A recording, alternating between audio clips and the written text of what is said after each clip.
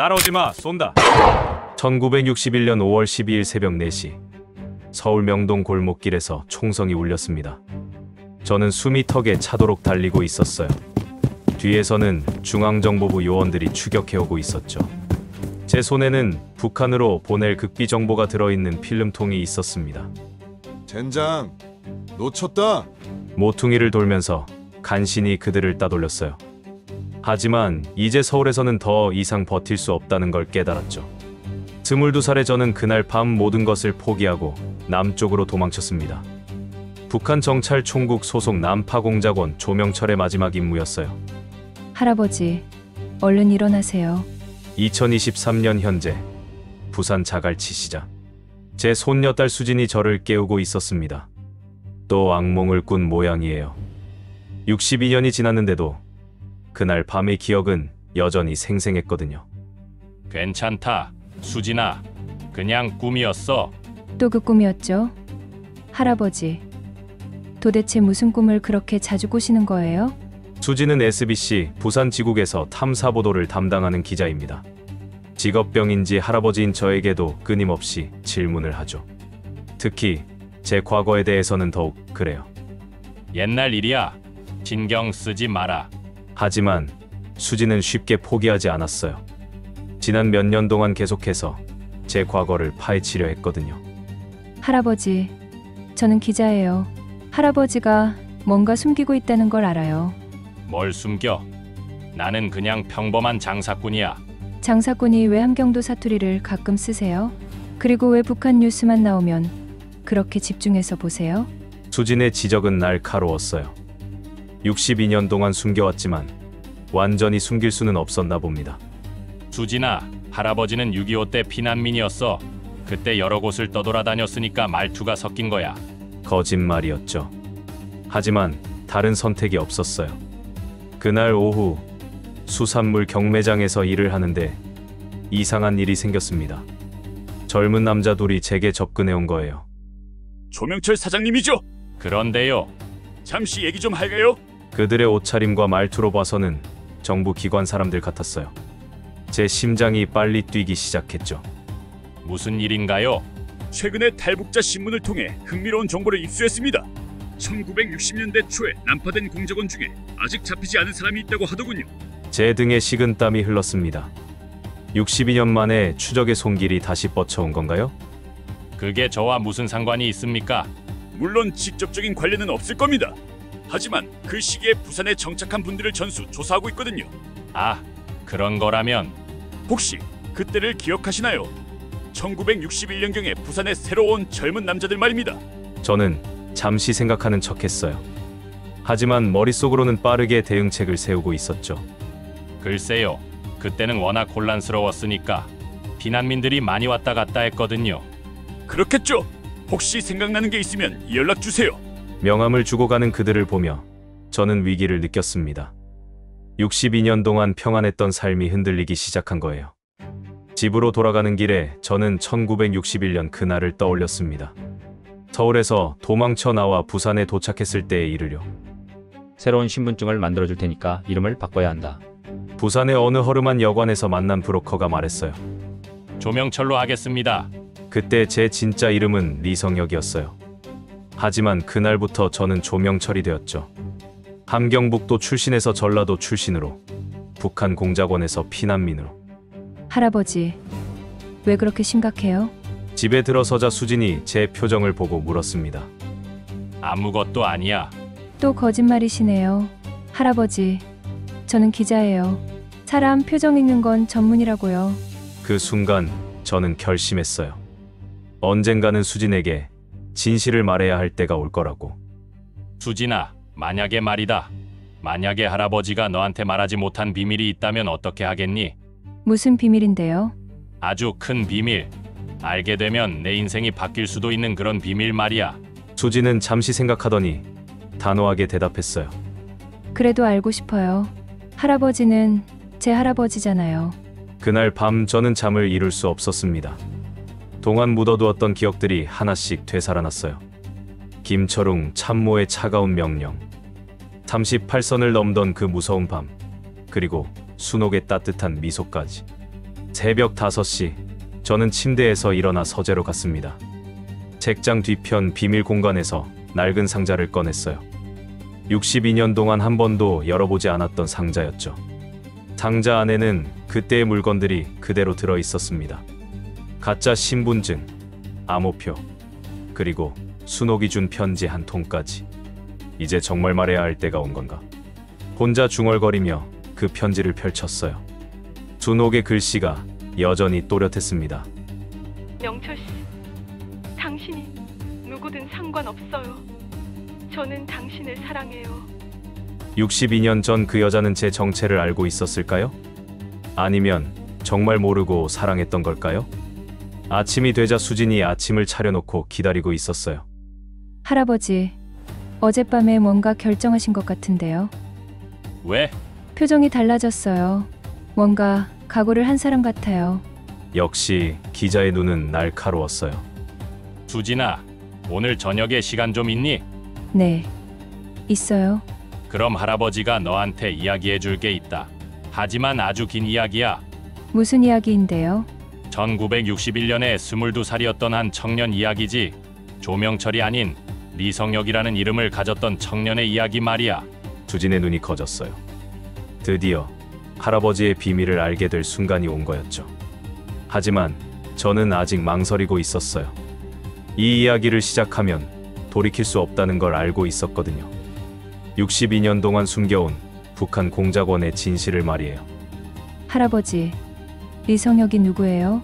그날 저녁 수진이 물었을 때 저는 드디어 62년 전으로 돌아갔습니다. 1961년 2월 15일 평양 대동강변에 있던 정찰 총국 본부에서 제 운명이 결정된 그날로 말이에요.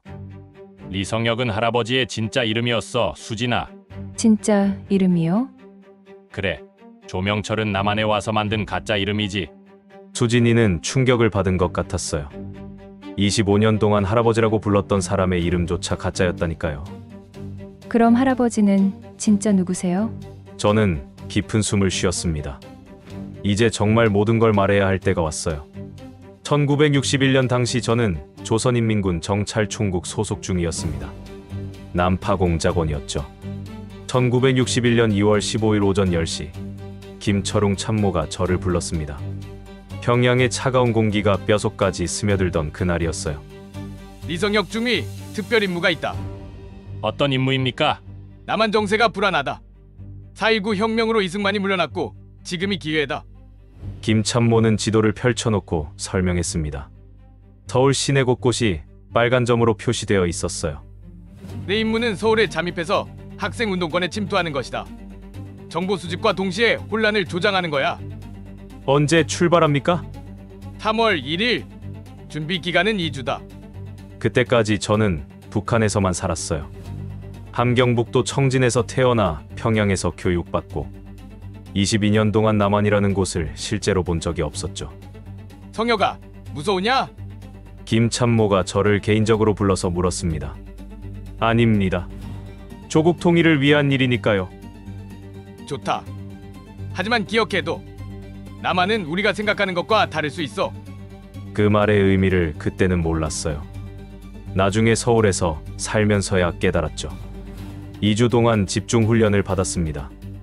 남한 말투, 남한 문화, 남한 학생들의 생활 방식까지 모든 걸 외워야 했어요. 너는 이제 조명철이다. 전라도 광주 출신이고 부모는 6.25 때 죽었어. 새로운 신분을 만들어주는 교관이 말했습니다. 조명철, 조명철. 계속 반복해서 연습했어요. 거울 앞에서 조명철이라고 자기소개를 수백 번 했죠.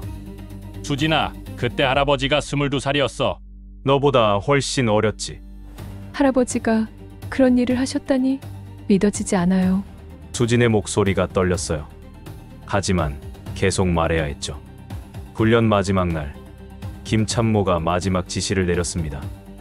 남한에 가면 연락책을 만날 거다. 암호는 백두산이 보고 싶다야. 답은 뭡니까? 한라산도 아름답다고 해. 암호를 외우면서 저는 실감했어요. 이제 정말 적진으로 들어가는 거라고. 만약 잡히면 어떻게 됩니까? 죽는다. 하지만 절대 잡히면 안 돼. 조국이 너를 믿고 있다. 그날 밤 저는 잠을 못 잤어요. 내일이면 평양을 떠나야 했거든요. 어쩌면 영영 돌아오지 못할지도 모르는 길이었죠. 성혁아, 어머니가 저를 불렀습니다. 물론 제가 어디로 가는지는 모르셨어요. 네, 어머니. 몸 조심해라. 그리고 꼭 돌아와야 한다. 네, 돌아올게요. 거짓말이었어요. 언제 돌아올 수 있을지 아무도 몰랐거든요. 1961년 3월 1일 새벽 4시 드디어 출발했습니다.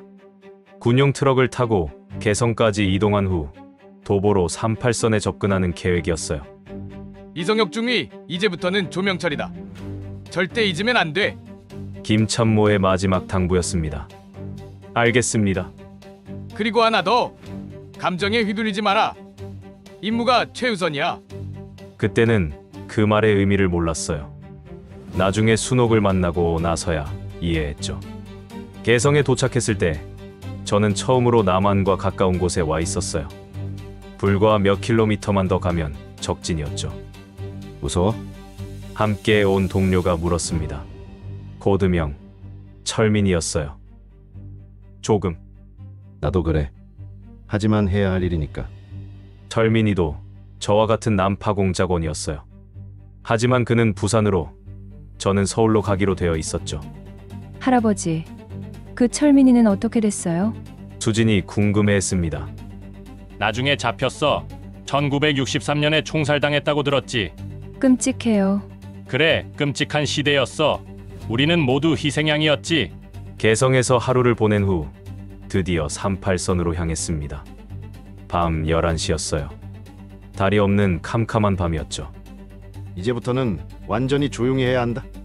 안내하는 다른 경험 있는 난파공작원이 속삭였습니다. 2시간 동안 산계곡길을 걸었어요. 가시덤불에 옷이 찢어지고 도레발이 다쳤지만 소리낼 수 없었죠. 저기가 철조망이다. 드디어 38선의 철조망이 보였습니다. 저 너머가 남한이었어요. 여기서 헤어진다. 각자 조심해서 가라. 철민이와 마지막 악수를 했습니다. 다시 볼 수 있을지 알 수 없었거든요. 성공하자. 너도. 철조망을 자르고 기어서 넘어갔습니다. 철조망에 살이 찢어졌지만 긴장감 때문에 아픈 느낌도 별로 없었습니다. 드디어 남한 땅을 밟았을 때 저는 이상한 기분이었어요. 지옥 같은 곳이라고 배웠던 곳인데 흙냄새는 똑같았거든요. 이제부터 나는 조명철이다. 혼자 중얼거렸어요. 리성혁은 38선 너머에 남겨두고 말이죠. 남쪽으로 계속 걸었습니다. 새벽이 되기 전에 안전한 곳에 도착해야 했어요. 오전 6시쯤 강원도 철원의 작은 마을 동송에 도착했습니다. 사람들이 하나둘씩 나와서 일상을 시작하고 있었어요. 여기가 남한이구나. 처음 본 남한 사람들이었어요. 생김새는 우리와 똑같지만 옷차림이 달랐죠. 실례합니다. 서울 가는 길 좀 가르쳐 주세요. 남한 사람에게 말을 걸었어요. 가슴이 두근거렸죠. 저기 큰 길로 나가 면사무소 앞에서 시외버스 타면 돼요. 감사합니다. 그 사람은 친절했어요. 적이라고 배웠던 사람들이 생각보다 따뜻했죠. 버스를 타고 서울로 향하면서 저는 창밖을 봤어요. 남한의 풍경이 새로웠죠. 그리고 동시에 두려웠어요. 수진아, 그때 내가 얼마나 무서웠는지 모를 거야. 이해해요. 할아버지. 서울에 도착했을 때 저는 완전히 다른 세상에 온 것 같았어요. 평양과는 너무 달랐거든요. 더 복잡하고 더 시끄럽고 더 자유로워 보였죠. 이제 진짜 시작이다. 혼자 중얼거리며 서울역 광장에 섰어요. 22살 리성혁의 마지막 순간이었고 조명철의 첫 순간이었죠. 그때는 몰랐어요. 이 도시에서 제 인생이 완전히 바뀔 거라는 것을 말이에요. 할아버지, 그럼 서울에 오기 전 38선을 넘을 때 기분이 어땠어요? 수진이 물으니 저는 그날 밤을 더 자세히 떠올렸습니다. 1961년 3월 1일, 제 인생에서 가장 긴 밤이었어요. 무서웠지. 지뢰 때문에 한 발짝만 잘못 내디디면 죽는 거였으니까. 38선 철조망 앞에 섰을 때 저는 온몸이 떨렸어요. 손전등 불빛이 가끔 지나가고 개 짖는 소리도 들렸거든요. 소대선님이 손짓을 했어요. 지금이다라는 신호였죠. 철조망 밑에는 미리 파놓은 구멍이 있었습니다. 사람 하나가 간신히 기어갈 수 있는 크기였어요. 성혁아, 조심해서 가라. 선임이 마지막으로 속삭였습니다. 네. 저는 엎드려서 철조망 밑으로 기어 들어갔어요. 철조망 끝이 등을 핥히었지만 소리낼 수 없었죠. 기어가다가 갑자기 손전등 불빛이 제 쪽으로 왔어요. 남한군 초소에서 순찰을 나온 거였죠. 누구냐? 군인의 외침이 들렸습니다. 저는 숨을 멈추고 바닥에 바짝 엎드렸어요. 이상하네. 분명히 뭔가 움직인 것 같았는데. 너구리나 다른 동물 아닐까? 그런가? 다행히 그들은 그냥 지나갔어요. 하지만 제 심장은 터질 것 같았죠. 5분 정도 더 기다린 후에 계속 기어갔습니다. 드디어 철조망을 완전히 통과했어요. 이제 남한 땅이구나. 발밑에 흙을 만져봤어요. 똑같은 흙이었지만 느낌은 달랐죠. 하지만 아직 안전하지 않았어요. 비무장지대를 완전히 벗어나야 했거든요. 나침반을 보면서 남쪽으로 계속 걸었습니다. 산길이라서 험했지만 길을 잃을 수는 없었어요. 새벽 2시쯤 또 다른 위기가 왔어요. 앞에서 군용차 소리가 들린 거예요. 순찰대다. 재빨리 바위 뒤에 숨었습니다. 미군 지프 한 대가 지나가고 있었어요. 한국 병사들과 미군이 섞여 있네. 그들이 지나간 후에 다시 움직였어요. 하지만 더 조심스럽게 움직여야 했죠. 오전 4시쯤 드디어 민간인 지역에 도착했습니다. 작은 농촌 마을이었어요. 살았다. 처음으로 안도의 한숨을 쉬었어요. 하지만 이제 진짜 연기가 시작되는 거였죠. 마을 어귀에서 할아버지 한 분을 만났어요. 젊은이 어디서 왔나? 서울에서 왔어요. 친척 집에 갔다가 돌아가는 길인데 길을 잃었어요. 첫 번째 거짓말이었어요. 생각보다 자연스럽게 나왔죠. 아, 그런가. 저기 큰 길로 나가면 버스가 있을 거야. 감사합니다. 그 할아버지는 의심하지 않았어요. 저도 안도했죠. 버스 정류장에서 기다리면서 저는 주변을 관찰했어요. 남한 사람들의 옷차림, 말투, 행동 방식까지 모든 걸 공부해야 했거든요. 아주머니, 서울까지 얼마나 걸려요? 옆에 있던 아주머니에게 물었습니다. 4시간 정도? 요즘 길이 좋아져서 빨라졌어. 그렇군요. 말투가 북한과 조금 달랐어요. 더 부드럽고 친근했죠. 버스가 왔을 때 저는 처음으로 남한 버스를 탔어요.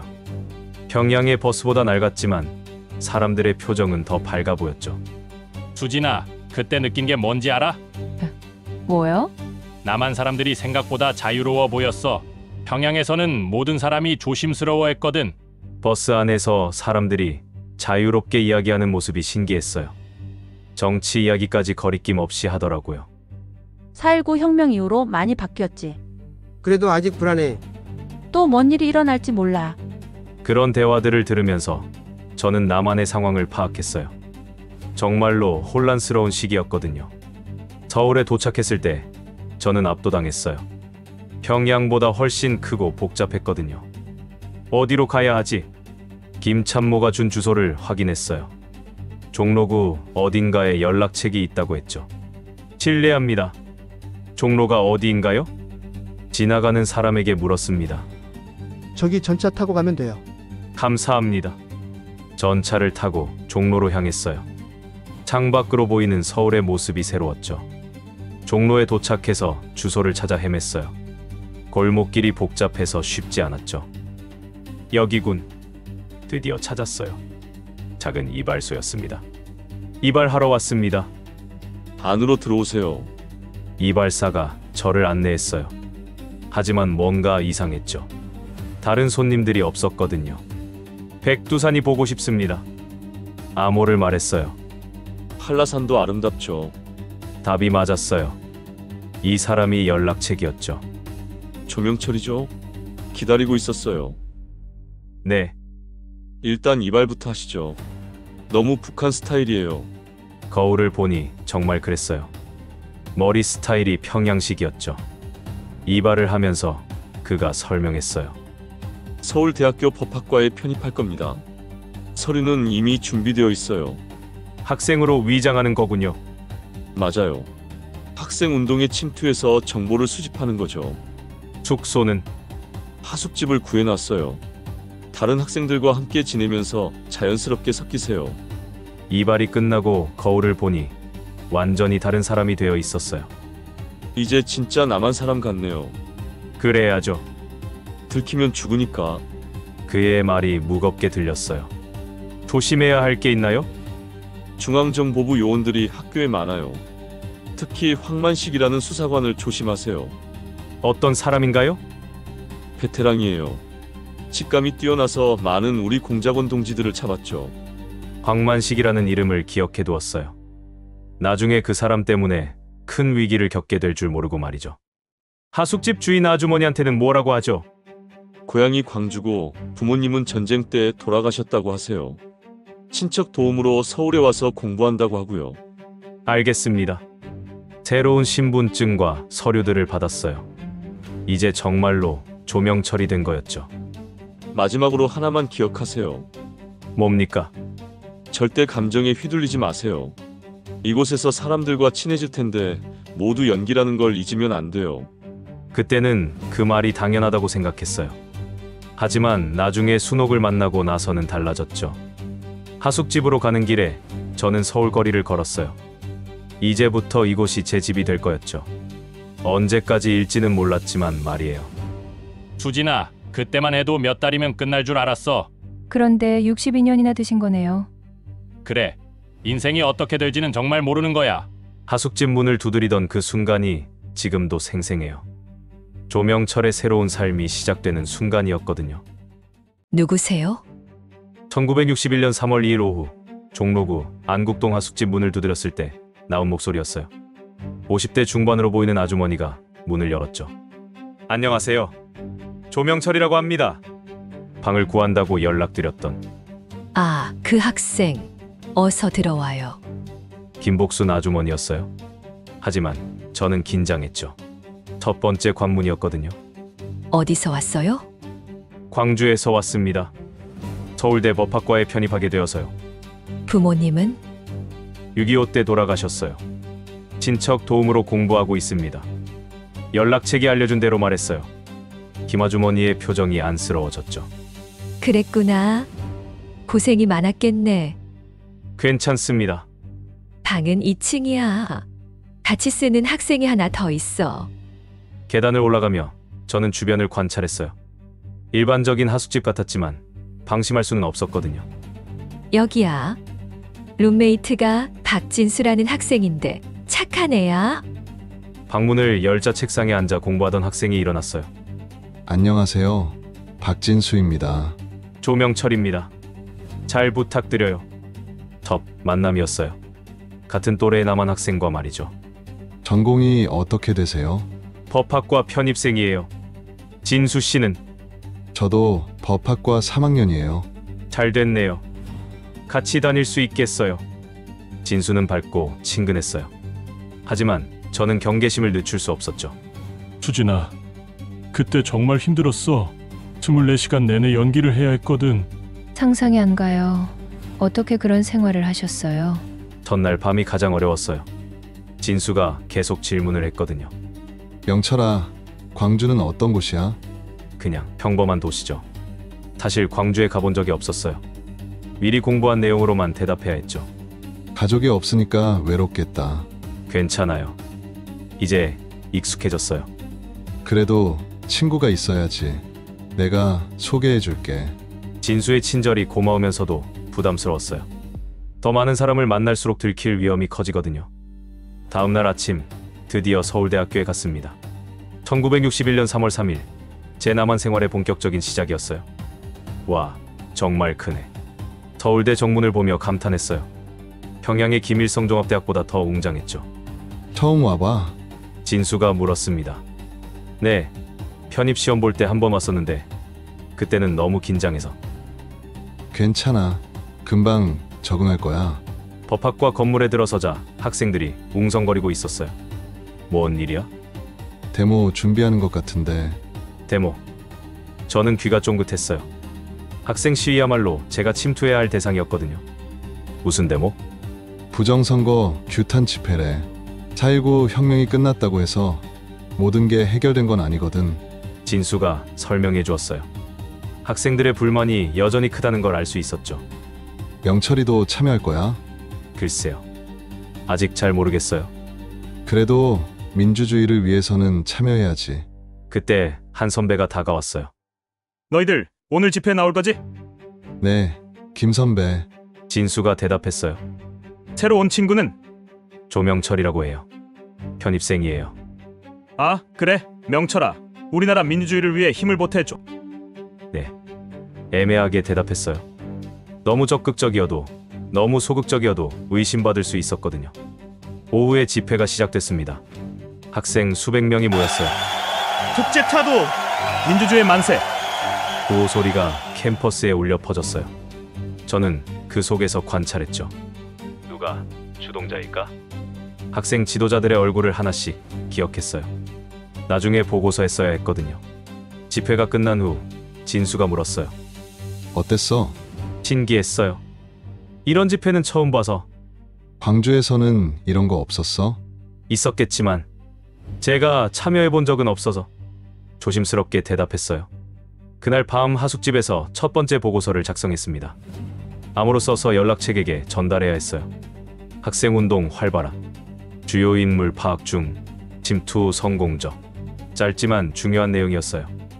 며칠 후 연락책을 만났습니다. 종로 어느 찻집이었어요.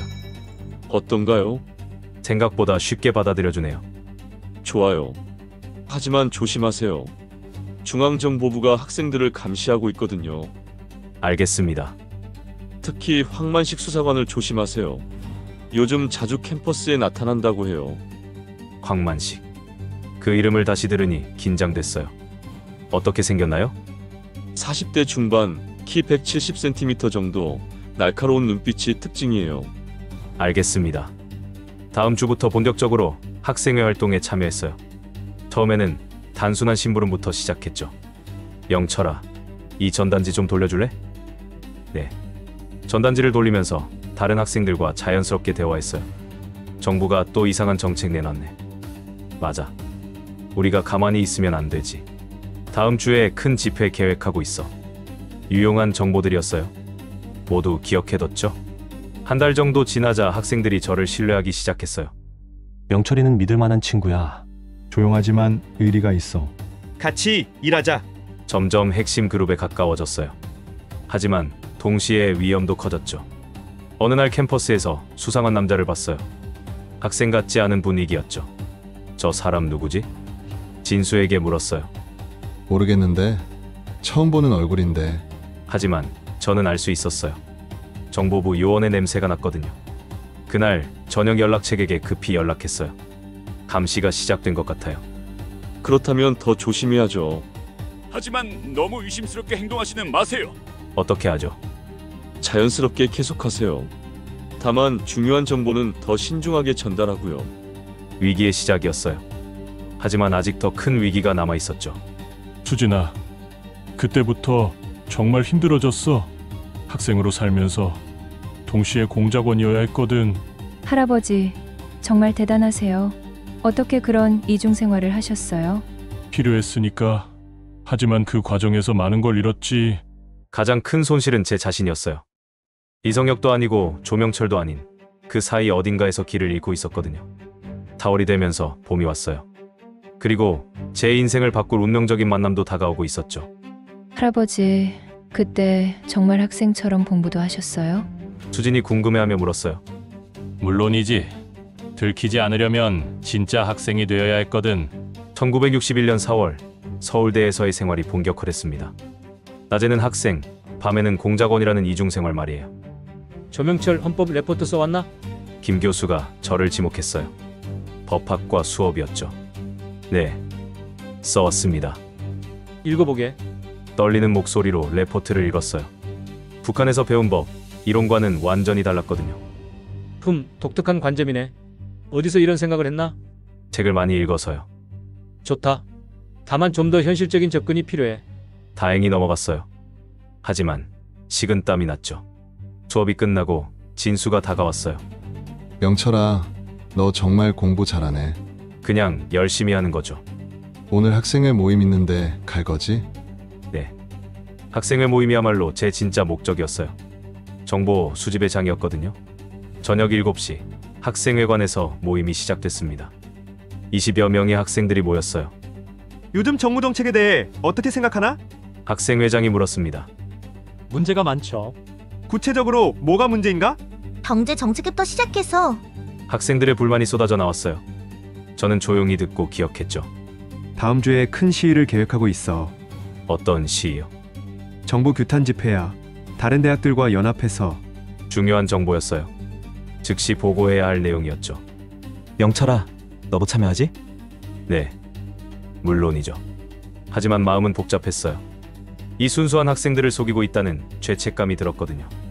모임이 끝나고 연락책과 만났습니다. 인사동의 작은 술집이었어요. 어떤 정보를 얻었나? 다음 주 대규모 시위 계획이 있어요. 자세한 내용을 전달했어요. 날짜, 장소, 참여 예상 인원까지. 좋은 정보야. 북한에서 만족할 거야. 그런데 뭔가? 학생들이 너무 순수해요. 이걸 이용하는 게 맞나 싶어서 연락책에 얼굴이 굳어졌어요. 조명철, 감정에 휘둘리고 있는 거 아닌가? 아니에요. 그냥 임무를 잊으면 안 돼. 너의 목적이 뭔지 생각해봐. 알겠습니다. 하지만 마음속 갈등은 사라지지 않았어요. 며칠 후 수상한 일이 생겼습니다. 캠퍼스에서 낯선 남자를 또 봤어요. 저 사람 또 왔네. 진수도 눈치챘나 봅니다. 누군 것 같아? 정보부 요원 아닐까? 설마. 하지만 저는 확신했어요. 분명히 감시가 시작된 거였죠. 그날 오후 도서관에서 공부하고 있는데 그 남자가 다가왔어요. 학생이지? 네. 뭘 공부하나? 법학이요. 어느 학년? 3학년이요. 그래? 나도 법학 전공이었어. 대화가 이어졌어요. 하지만 질문이 너무 구체적이었죠. 고향이 어디야? 광주입니다. 광주 어디? 시내요. 구체적으로 어느 동? 순간 당황했어요. 그렇게 세부적으로는 준비하지 않았거든요. 충장로 쪽이요. 아, 그래? 나도 광주에 친구가 있어서 잘 알아. 위험했어요. 더 파고들면 들킬 수 있었죠. 죄송한데 공부해야 해서. 그래, 공부 열심히 해. 겨우 벗어났어요. 하지만 이제 본격적인 감시가 시작된 걸 알 수 있었죠. 그날 밤 연락책에게 급히 연락했어요. 황만식 수사관 같아요. 그렇다면 아주 위험해. 그 사람은 베테랑이거든. 어떻게 하죠? 일단 평상시처럼 행동해. 하지만 중요한 활동은 자제하고. 알겠어요. 하지만 며칠 후 더 큰 문제가 생겼어요. 학생회에서 시위 계획을 구체화하는 모임이 있었는데 그곳에 황 수사관이 나타난 거예요. 학생들 모임 중인가? 네. 그런데 누구세요? 중앙정보부 황만식이야. 학생들이 술렁거렸어요. 저는 더욱 긴장했죠. 불법적인 모임은 아니겠지? 아니요. 그냥 스터디 모임이에요. 그래? 뭘 공부하나? 헌법이요. 헌법? 좋지. 그런데 헌법 공부하면서 시위 계획은 왜 세우나? 시위 계획이요? 다 알고 있어. 다음 주 대규모 집회 말이야. 완전히 들킨 거였어요. 제가 전달한 정보 때문일까요? 누가 정보를 흘렸을까? 학생들이 서로를 의심하기 시작했어요. 저는 가슴이 뛰었죠. 조명철. 갑자기 황 수사관이 저를 불렀어요. 네? 너 새로 온 학생이지? 네, 맞습니다. 광주에서 왔다고? 네. 광주 어느 학교 나왔어? 광주고등학교요. 그래? 광주고 출신 중에 아는 사람이 있는데. 점점 좁혀오고 있었어요. 혹시 김 선생 알아? 모르겠어요. 이상하네. 같은 시기에 졸업했을 텐데. 함정이었어요. 김 선생이라는 사람이 있는지도 모르겠고 언제 졸업했는지도 모르겠죠. 기억이 안 나네요. 그럴 수도 있지. 그런데 말투가 조금 이상해. 네? 광주 말투 같지 않은데. 식은땀이 났어요. 평양에서 배운 광주 사투리가 완벽하지 않았나 봅니다. 어렸을 때 여러 지역을 다녀서요. 그래? 어느 지역? 부산, 대구. 부산에는 언제까지 있었어? 질문이 계속 이어졌어요. 하나씩 함정에 빠지고 있었죠. 조명철, 한번서에 와서 자세한 얘기 들려줄래? 지금요? 그래, 지금. 완전히 위기였어요. 더 가면 정체가 들킬 게 분명했죠. 수진아, 그때 정말 죽는 줄 알았어. 어떻게 하셨어요? 기적적으로 빠져나왔지. 하지만 그 후부터는 더욱 조심해야 했어. 그날 이후 제 생활은 완전히 바뀌었어요. 매일 감시당하는 느낌이었거든요. 하지만 더 큰 변화는 따로 있었어요. 며칠 후 제 인생을 바꿀 여자를 만나게 될 줄은 꿈에도 몰랐죠. 할아버지, 순옥 할머니는 어떻게 만나셨어요? 수진의 질문에 저는 잠시 망설였습니다. 수옥 이야기는 가장 아픈 기억이었거든요. 1961년 5월 12일이었어. 명동의 작은 서점에서였지. 그날은 황만식 수사관의 추궁을 피해 서점으로 도망친 날이었어요. 마음도 복잡하고 미래도 불투명했죠. 실례합니다. 이 책 재밌나요? 뒤에서 누군가 말을 걸었어요.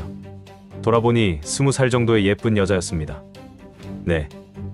아, 이 책이요? 손에 들고 있던 건 해밍웨이의 소설이었어요. 네, 읽어볼까 하는데 어떤지 궁금해서요. 좋은 책이에요. 사실 읽어본 적이 없었어요. 그냥 아무거나 집어든 거였거든요. 감사해요. 저는 안순옥이에요. 조명철입니다. 첫 만남이었어요. 제 인생에서 가장 중요한 만남이. 학생이세요? 네. 서울대 법학과요. 순옥 씨는? 이화여대 국문과예요. 문학을 좋아하시는군요. 네, 특히 외국 소설을 좋아해요. 순옥은 밝고 똑똑해 보였어요. 그리고 뭔가 순수한 느낌이 있었죠. 혹시 시간 있으시면 차라도 한잔 하실래요? 제가 먼저 제안했어요.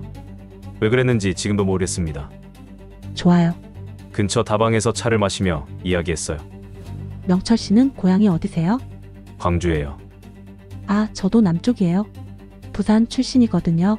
그럼 서울 생활이 어떠세요? 좋아요. 자유로워서. 순옥의 말에서 뭔가 특별한 의미를 느꼈어요. 자유가 그렇게 좋나요? 네, 제가 하고 싶은 공부를 할 수 있고 읽고 싶은 책을 읽을 수 있잖아요. 그 순간 저는 깨달았어요. 진짜 자유가 뭔지를 말이에요. 명철 씨는 꿈이 뭐예요? 꿈이요? 갑작스러운 질문에 당황했어요. 북한에서는 개인적인 꿈 같은 건 없었거든요. 법조인이 되고 싶어요. 멋있네요. 저는 소설가가 되고 싶어요. 소설가요? 네, 사람들의 마음을 움직이는 이야기를 쓰고 싶어요. 순옥의 눈이 반짝였어요. 정말 순수한 꿈이었죠. 그날 이후 자주 만나게 됐습니다. 서점에서, 다방에서, 때로는 학교 근처에서. 명철 씨, 어제 데모 있었죠? 네, 있었어요. 위험하지 않았어요? 순옥이 걱정스러워했어요. 괜찮았어요. 정치에 관심이 많으세요?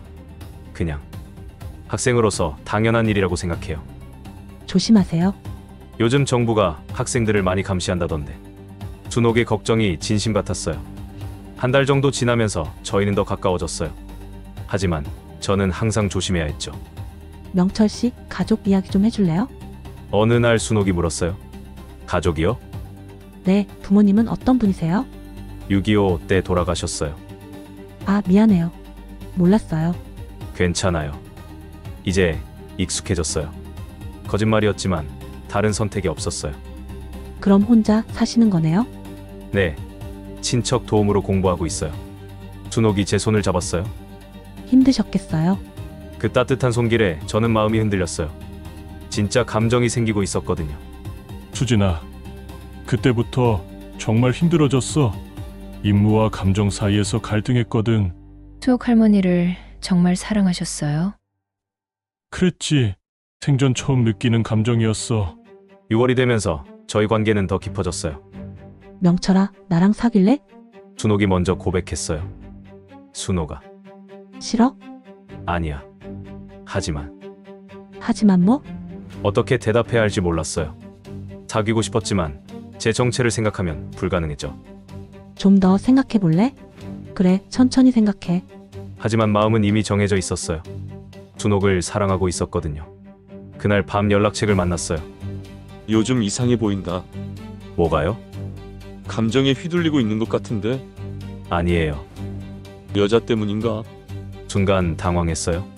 들킨 걸까요? 무슨 말씀이세요? 조심해. 감정에 빠지면 임무에 지장이 있어. 알겠습니다. 하지만 이미 늦었어요. 순옥에게 완전히 빠져 있었거든요. 며칠 후 순옥에게 답했어요. 순옥아, 사귀자. 정말? 응. 하지만 조건이 있어. 뭔데? 과거에 대해서는 묻지 마. 지금부터만 생각하자. 순옥이 잠시 생각하더니 웃었어요. 좋아. 과거는 중요하지 않아.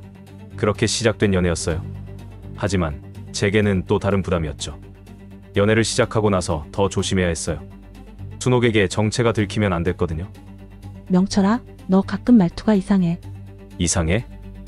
응, 북쪽 억양 같은 게 섞여 있어. 가슴이 철렁했어요. 어렸을 때 여러 지역을 다녀서 그래. 그런가? 다행히 넘어갔어요. 하지만 더 조심해야 했죠. 여름이 되면서 황만식 수사관의 감시가 더 심해졌어요. 조명철, 요즘 여자친구가 생겼다면서? 네, 안순옥이라는 학생 말이야. 완전히 들킨 거였어요. 준옥까지 감시당하고 있다니. 그냥 친구예요. 친구? 매일 만나는 친구? 조심해. 그 여자도 감시 대상이 될 수 있어. 위협이었어요.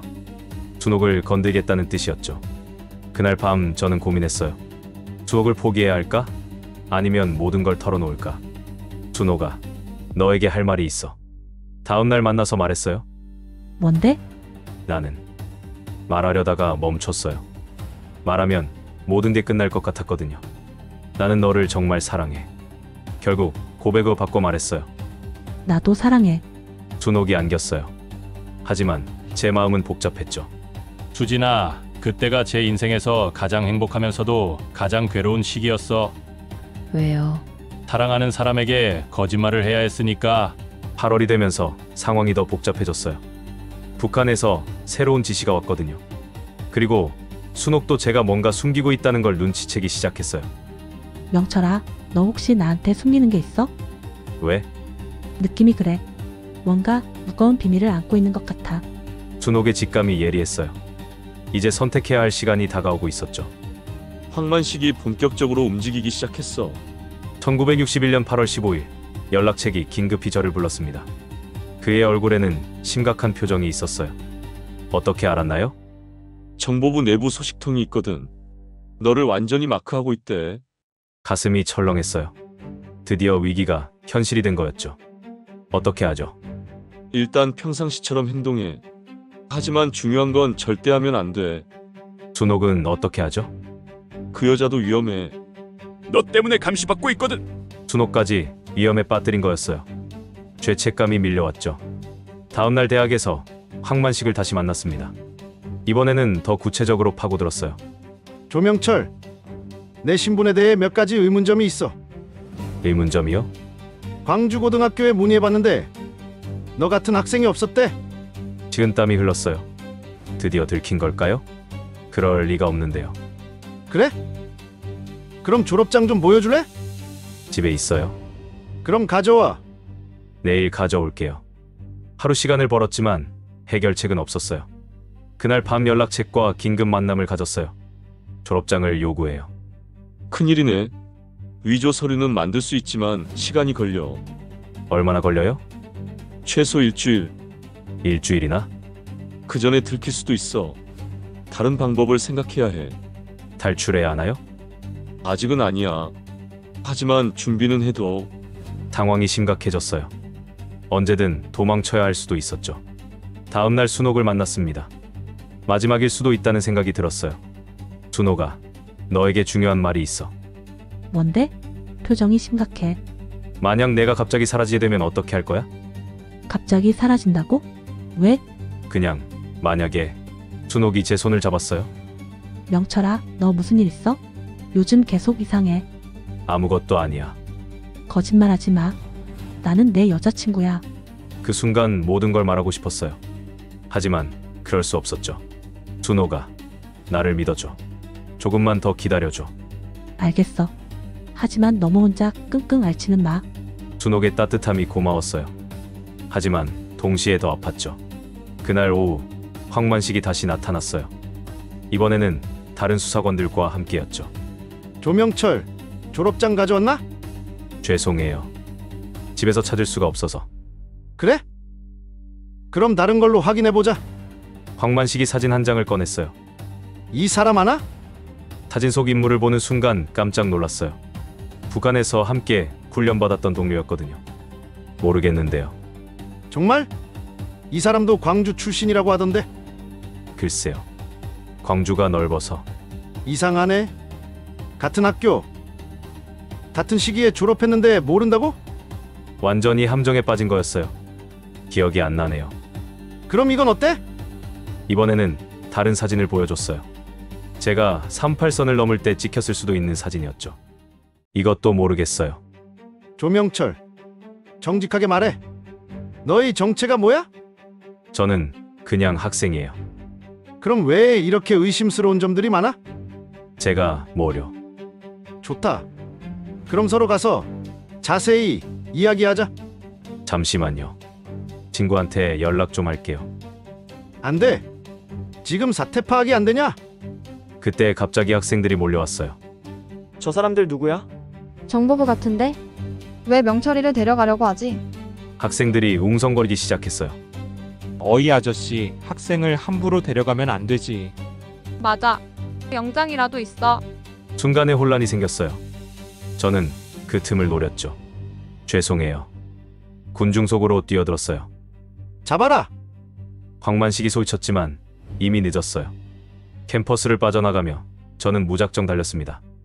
이제 정말 도망자가 된 거였어요. 안전한 곳에 도착해서 연락책에게 연락했어요. 완전히 들켰어요. 알겠어. 즉시 탈출 준비해. 준옥은 어떻게 하죠? 포기해야 해. 지금 너의 신변이 더 중요해. 하지만 이 자식아, 정신 차려. 이제 선택할 시간이야. 그날 밤 저는 마지막으로 순옥을 만났어요. 위험했지만 만나야 했거든요. 명철아, 무슨 일이야?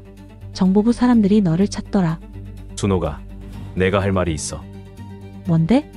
나는 말하려다가 멈췄어요. 진실을 말하면 순옥도 위험해질 거였거든요. 나는 잠시 어디론가 떠나야 해. 어디로? 왜? 말할 수 없어. 하지만 꼭 가야 해. 순옥이 울기 시작했어요. 명철아, 나를 두고 가지 마. 미안해. 정말 미안해. 그럼 나도 같이 갈래. 안 돼. 너는 여기 남아 있어야 해. 왜? 우리 사랑하잖아. 널 사랑해서 그래. 나 때문에 너를 위험에 빠뜨릴 수 없어. 마지막 포옹을 했어요. 순옥의 눈물이 제 어깨를 적셨죠. 언제 돌아올 거야? 모르겠어. 하지만 꼭 돌아올게. 거짓말이었어요. 돌아올 수 없다는 걸 알고 있었거든요. 그날 밤늦게 저는 서울을 떠났습니다. 부산으로 향하는 야간 열차를 탔어요. 창밖으로 스쳐가는 불빛들을 보며 생각했어요. 이제 진짜로 모든 걸 버리고 새로운 삶을 시작해야 한다고 말이죠. 이성혁도 조명철도 아닌 완전히 새로운 사람이 되어야 한다고 말이에요. 부산에 도착했을 때 어떤 기분이셨어요? 손녀 수진이 물으니 저는 그때의 막막함이 되살아났어요. 막막했지. 갈 곳도 없고 의지할 사람도 없었거든. 1961년 8월 17일 새벽 5시 부산역에 도착했습니다. 가방 하나와 얼마 안 되는 돈이 전부였어요. 역 대합실에서 하룻밤을 보낸 후 갈 곳을 찾아야 했어요. 연락책도 없고 도움받을 곳도 없었죠. 어디로 가야 하지? 부산 시내를 걸으며 고민했어요. 우선 숨을 곳이 필요했거든요. 한참을 걷다 영도 쪽에서 작은 여관을 발견했어요. 방 있나요? 며칠 쓸 거야? 일단 일주일이요. 돈은 있고? 얼마 안 되는 돈을 보여줬어요. 그럼 이쪽 방 써. 허름한 방이었지만 일단 숨을 곳은 생겼죠. 방에 누워서 생각했어요. 이제 어떻게 살아야 할까? 북한으로 돌아갈 수는 없었어요. 임무에 실패했으니까요. 그렇다고 남한에서 조명철로 계속 살 수도 없었죠. 황만식이 찾고 있을 테니까요. 완전히 새로운 사람이 되어야 해. 혼자 중얼거렸어요. 며칠 후 자갈치 시장에 갔어요. 일자리를 찾기 위해서였죠. 젊은이 일 찾나? 한 아저씨가 말을 걸었어요. 네, 뭐든 하겠어요. 힘든 일이야. 생선 나르는 건데. 괜찮아요. 그렇게 자갈치 시장에서 일하기 시작했어요. 새벽 4시부터 밤 10시까지 하루 종일 일했죠. 한 달 정도 지나니 시장 사람들이 저를 알아봤어요. 명철이 정말 성실하네. 이 나이에 보기 드문 일꾼이야. 점점 인정받기 시작했어요. 하지만 마음은 편하지 않았죠. 어느 날 신문에서 충격적인 기사를 봤어요. 서울대생 안순옥 양 실종, 순옥이 사라졌다는 기사였어요. 저 때문일까요? 급히 서울 하숙집 진수 선배에게 전화를 걸었어요. 순옥이가 어디 갔는지 아세요? 명철아? 너 지금 어디 있어? 그건 중요하지 않아요. 순옥이는요? 일주일 전부터 안 보여. 집에도 안 들어간대. 제 가슴이 철렁했어요. 순옥도 위험에 빠진 걸까요? 혹시 정보부에 끌려간 거 아닐까요? 그런 것 같아. 너 때문에 곤란해진 것 같아. 제 탓이었어요. 순옥을 위험에 빠뜨린 거였죠. 명철아, 너 도대체 뭘 한 거야? 미안해요. 나중에 설명할게요. 전화를 끊고 저는 물었어요. 순옥이 제 때문에 고생하고 있을 생각에 견딜 수 없었거든요. 며칠 후 더 큰 충격이 왔어요. 명철아, 신문 봤어? 시장 아저씨가 신문을 보여줬어요. 북한 간첩 리성혁 체포. 제 진짜 이름이 신문에 나온 거예요. 하지만 사진은 다른 사람이었죠. 기사를 읽어보니 엉터리였어요. 제가 아닌 다른 사람을 잡아서 리성혁이라고 발표한 거였죠. 이제 진짜 자유로워졌네. 리성혁은 죽었다고 발표됐으니 이제 정말 조명철로 살 수 있었어요. 하지만 기쁘지 않았어요. 순옥 생각 때문이었죠. 한 달 후 드디어 순옥 소식을 들었어요. 서울에 있는 친구가 그러는데 안순옥이라는 여학생이 풀려났대. 정말요? 응. 혐의 없음으로 석방됐다고 해. 다행이었어요. 순옥이 무사하다니. 하지만 만날 수는 없었어요. 만나면 또 위험해질 테니까요. 1962년이 되면서 저는 완전히 새로운 삶을 시작했어요. 자갈치 시장에서 일하며 돈을 모았죠. 어느 날 시장 사장이 제안했어요. 명철아, 독립할 생각 없어? 독립이요? 응. 네 점포를 차리는 거야. 열심히 일하니까 도와줄게. 감사합니다. 그렇게 작은 수산물 가게를 차렸어요. 조명철이라는 이름으로 정식 사업자 등록도 했죠. 점점 장사가 잘 됐어요. 성실하게 일했거든요. 1963년에는 가게를 조금 더 크게 확장했어요. 이제 정말 부산 사람이 된 것 같았죠. 하지만 밤에는 여전히 악몽을 꿨어요. 순옥 꿈, 북한에 있는 부모님 꿈, 그리고 제가 배신한 사람들 꿈들. 이 죄책감을 어떻게 해야 하지? 매일 밤 고민했어요. 어느 날 우연히 순옥 소식을 들었어요. 서울에서 온 손님이 그러는데 안순옥이라는 여자가 결혼했대. 결혼이요? 교사와 결혼했다고 해. 가슴이 찢어지는 것 같았어요. 순옥이 다른 사람과 결혼했다니. 하지만 동시에 안도했어요. 순옥이 행복하게 살고 있다는 뜻이었거든요. 잘 됐네. 행복해야지. 혼자 중얼거렸어요. 1964년에는 또 다른 소식을 들었어요. 북한에서 큰 숙청이 있었대. 숙청이요? 정찰 총국이 해체됐다고 해. 제가 속했던 조직이 사라진 거였어요. 김철웅 참모도 숙청당했을 거였죠. 이제 정말 혼자구나. 북한에서도 완전히 잘려나간 거였어요. 그때부터 저는 과거를 완전히 묻기로 결심했어요. 리성혁도 북한 공작원도 모두 잊기로 했죠. 새로운 조명철로 살자. 스스로에게 다짐했어요. 1965년 드디어 평범한 여자를 만났어요. 지금의 아내였죠. 명철 씨, 과거 이야기는 안 하시네요. 순자가 물었을 때 저는 대답했어요. 과거는 중요하지 않아요. 지금부터가 중요하죠. 그런가요? 네. 우리 앞만 보고 열심히 살아요. 그렇게 시작된 인연이었어요. 순옥처럼 열정적인 사랑은 아니었지만 편안하고 따뜻한 사랑이었죠. 수진아, 할머니와 만난 건 정말 다행이었어. 왜요? 할머니가 아니었다면 정말 외롭게 살았을 거야. 하지만 순옥에 대한 그리움은 평생 사라지지 않았어요.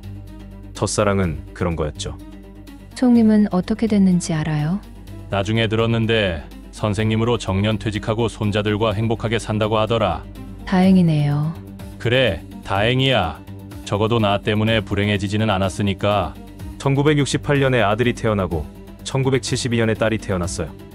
평범한 가정을 꾸린 거였죠. 하지만 아무도 몰랐어요. 저의 진짜 정체를 말이에요.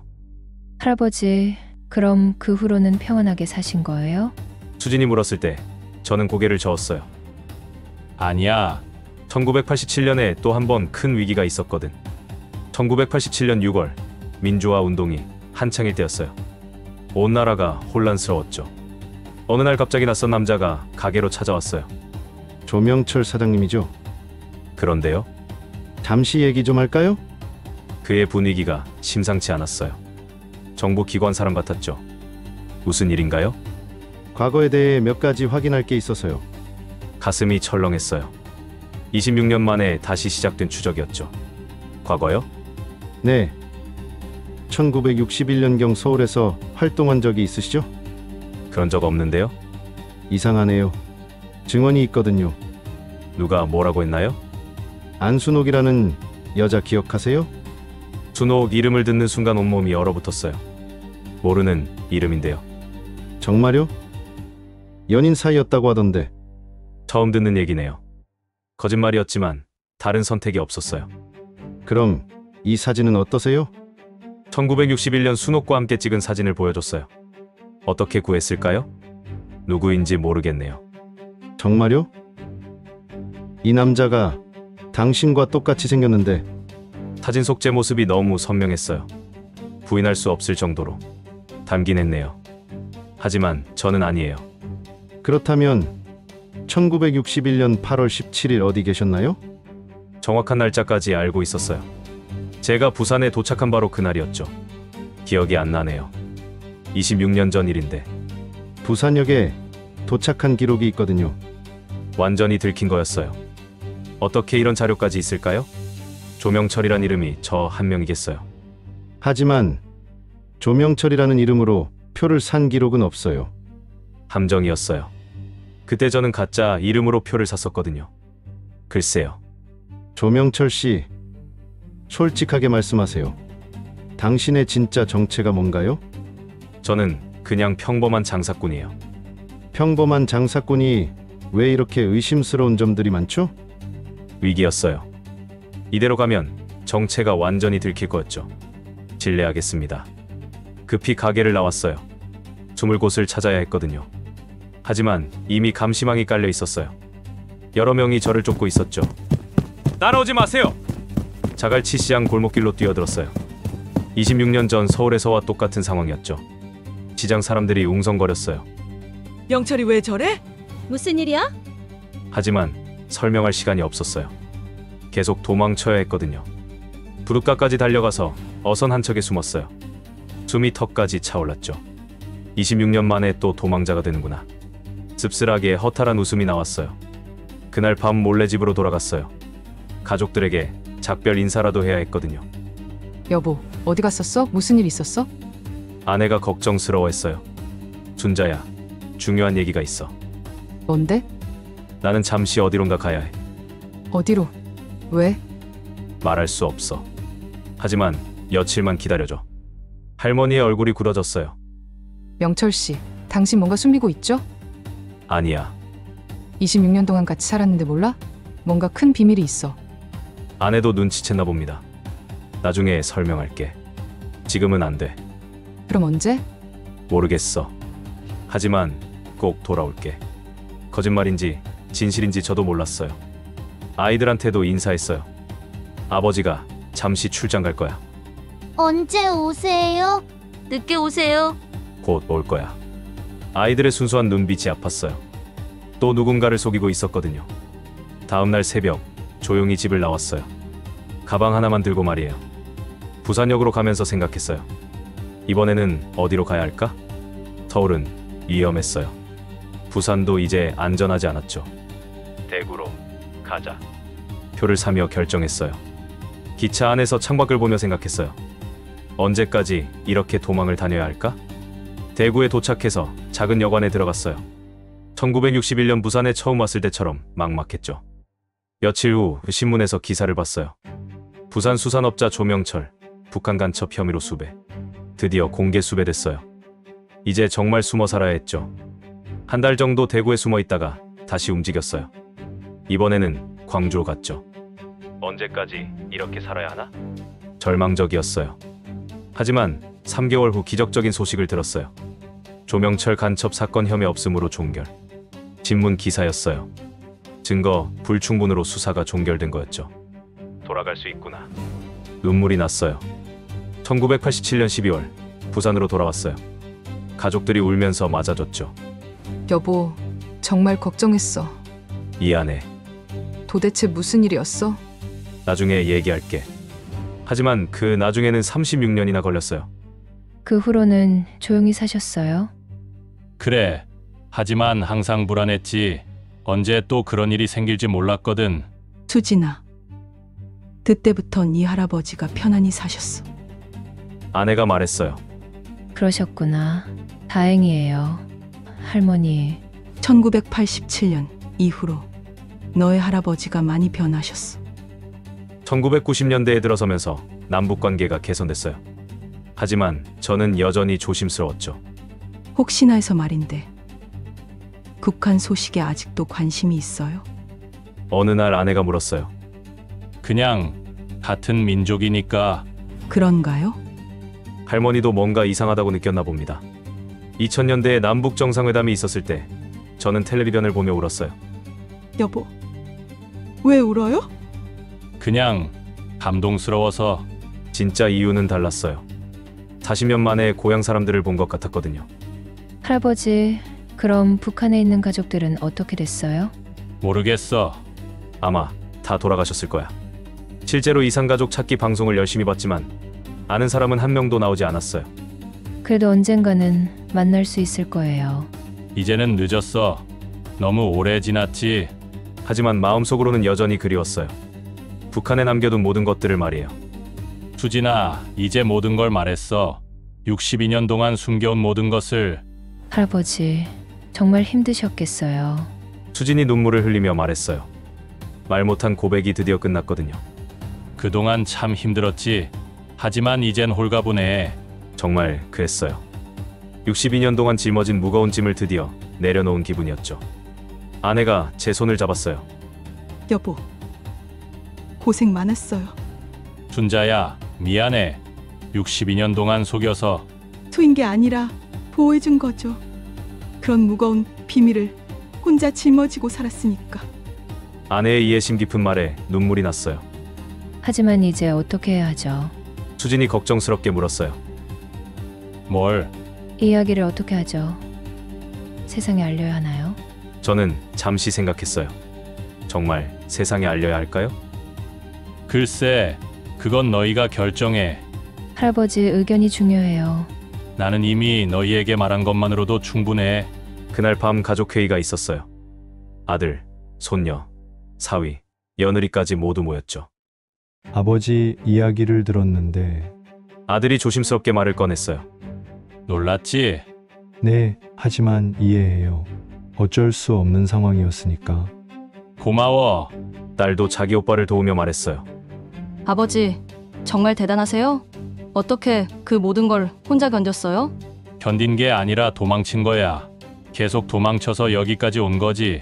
그래도 가족을 지켜주셨잖아요. 며느리가 말했어요. 아버님, 우리는 아버님을 존경해요.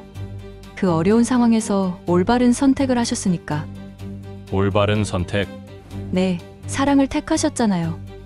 미움이 아니라. 그 말이 맞았어요. 저는 복수나 미움 대신 사랑을 택했죠. 수진이 너의 의견은 어때? 저는 할아버지 이야기를 기록으로 남기고 싶어요. 왜? 역사의 증언이니까요. 분단의 아픔을 잊지 않기 위해서. 수진이다운 생각이었어요. 기자니까 그런 관점을 가졌을 거예요.